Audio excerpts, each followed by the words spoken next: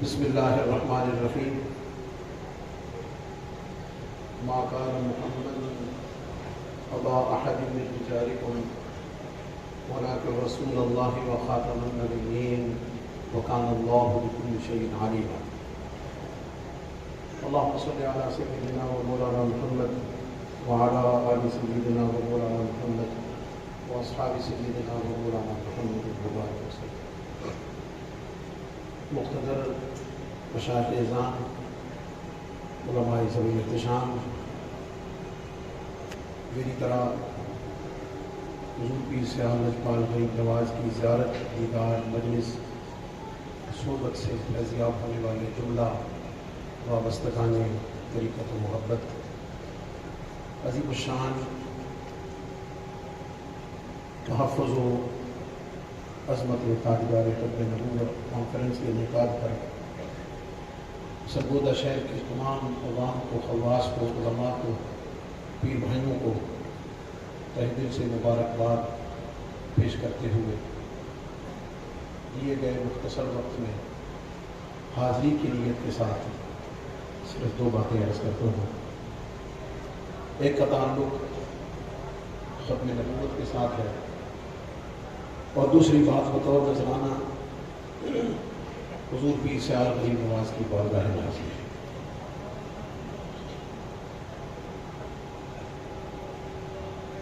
آج کا جدید دوران پوچھتا ہے، سوال کرتا ہے،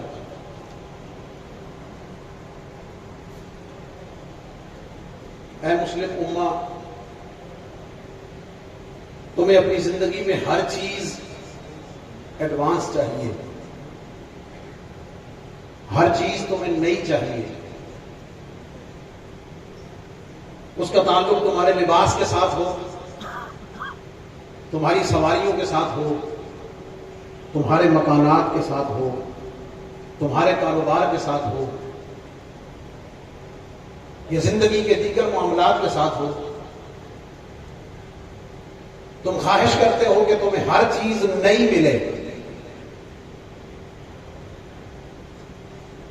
اگر موبائل تمہارے پاس موجود ہے، مارکیٹ میں اگر اس کا نیا ماڈل آ جائے، تم پرانا اونے پونے بیچ کر کچھ پیسے نئے ڈال کے فوراً نیا ماڈل لے لیتے ہو. جیسے گاڑیوں کا شوق ہے، جب نئی گاڑی آ جائے پرانی کو فروخت کرتا ہے اور کوشش کرتا ہے کہ میں نئی گاڑی لے کر اسے انجوائے کروں. علی حاضر القیاس گھر بنایا ہے تو گھر میں جو سامان نصب کیا ہوا ہے زیب و زینت کا، جب اس کی نئے ورژن تمہارے سامنے آتے ہیں، تم پرانے گھر کو چھوڑ کر نئی آسائشوں سے مزین گھر میں منتقل ہونا پسند کرتے ہو. مسلمانوں تمہیں ہر چیز نئی چاہیے، ہر چیز جدید چاہیے، لیکن جب قرآن کی بات آئے، جب دین کی بات آئے، جب نبی پاک صلی اللہ علیہ وسلم کی بات آئے،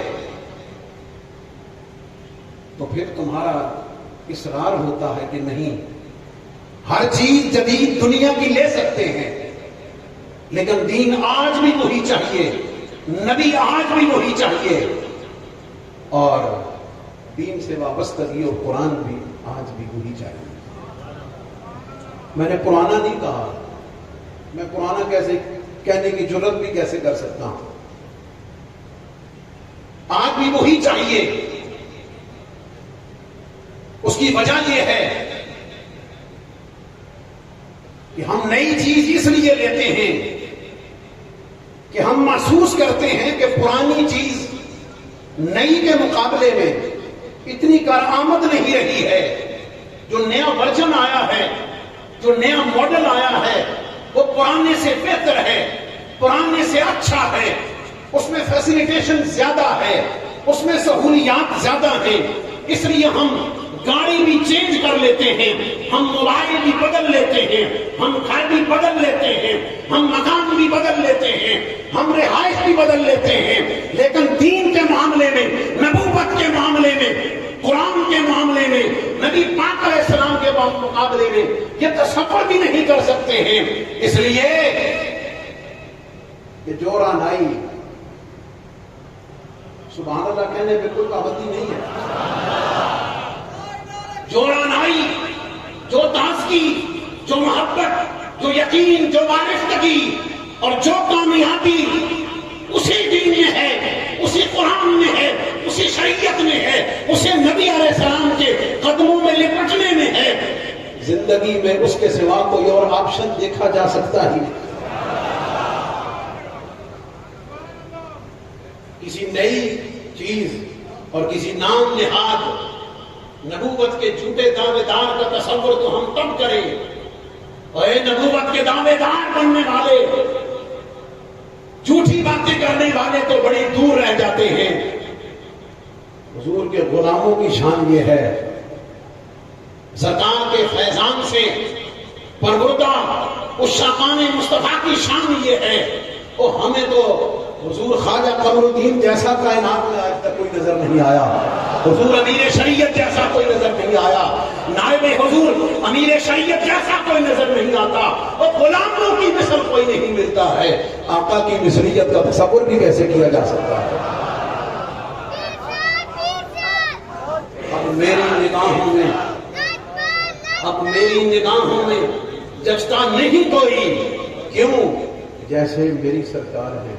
ویسا نہیں۔ اس لیے ہمارا اصرار آج بھی، ہمارا ایمان آج بھی، ہمارا یقین آج بھی، ہمارا عرفان آج بھی، ہماری محبتیں آج بھی، ہمارا عشق آج بھی، ہماری قربانیاں آج بھی، ہماری وارفتگیاں آج بھی، ہماری جان آج بھی، ہمارا مال آج بھی، اولادیں آج بھی، وطن آج بھی، عزتیں آج کی، امام آج کے، سب کچھ اس نبی پاک علیہ السلام کے قدموں اور ناموس پہ آج بھی اسی طرح۔ اور رب کریم کی سنت کریمہ ہے، وہ اہدنا الصراط المستقیم، میرے سارے بزرگ موجود ہیں،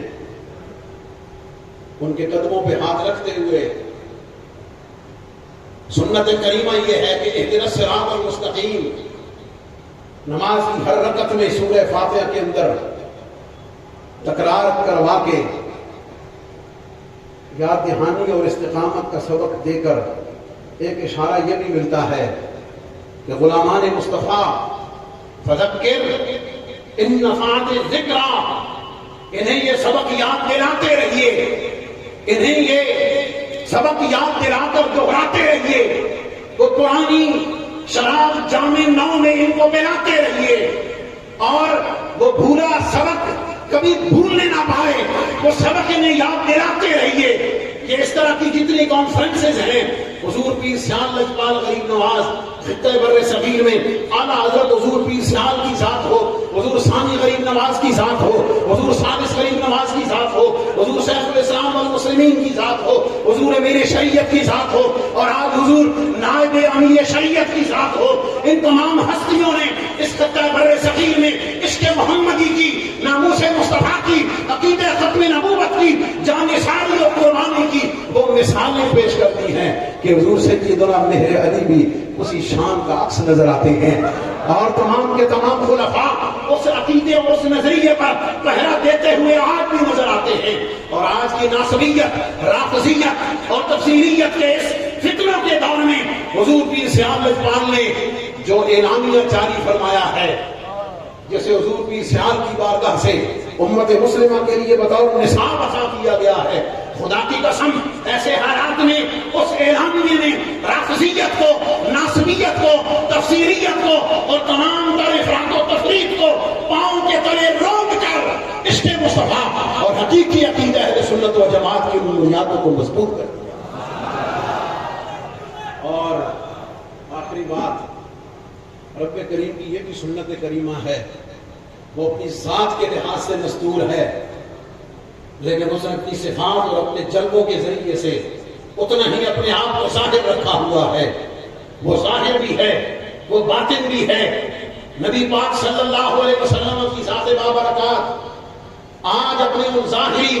حیات پاک کے جلووں کے ساتھ عام لوگوں کی نظروں سے مستور رہی، لیکن اولیاء اعظام کی صورتوں میں، حضور پیر سیال لجپال کی صورتوں میں اور آپ کے غلاموں کی صورت میں، آپ کے وفاداروں کی صورت میں آج بھی وہ عشق کا کارواں، آج بھی محبت کا وہ قافلہ آج بھی اسی طرح رواں دواں ہے، اور اپنی منزل کی طرف اسی پوری عظیمت کے ساتھ اس نعرے کو بلند کرتے ہوئے بڑھتا چلا جا رہا ہے، اور قیامت تک عالم کفر کے لیے، عالم قادیانیت کے لیے اور تمام مذہبوں کے لیے یہ اعلان کر رہا ہے کہ خون دل دے کے نکھاریں گے رخے برگ گلاب، خون دل دے کے نکھاریں گے رخے برگ گلاب، ہم نے گلشن کے تحفظ کی قسم کھائی۔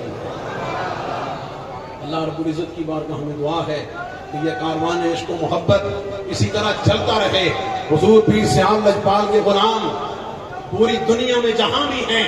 ان کی شان اور ان کا ترہ امتیاز یہ ہے کہ افراط و تفریط وہ اعتقادات میں ہو، وہ عمل میں ہو، وہ کہیں بھی ہو، وہ آج بھی اس افراط اور تفریط کے راستے سے ہٹتے ہوئے وہ جو صراط مستقیم ہے، وہ میانہ روی کا راستہ ہے، وہ اعتدال کا راستہ ہے، وہ محبت و خدمت کا راستہ ہے، وہ جہاں بھی کھڑے ہوتے ہیں حضور پیر سیال کے غلام سر اٹھا کے سینہ تان کے اپنے آقا نعمت کے قدموں کو تھام کر یہ اعلان کرتے ہیں کہ اے حضور لجپال، آپ کی تربیت کا یہ ثمر ہے، آپ کے یہ فیضان کا یہ نتیجہ ہے کہ ہم کل بھی تمہارے تھے، آج بھی تمہارے ہیں، اور التجا یہی ہے کہ میدان حشر بھی اپنے غلاموں اور اپنی وابستگان کی صفوں میں شامل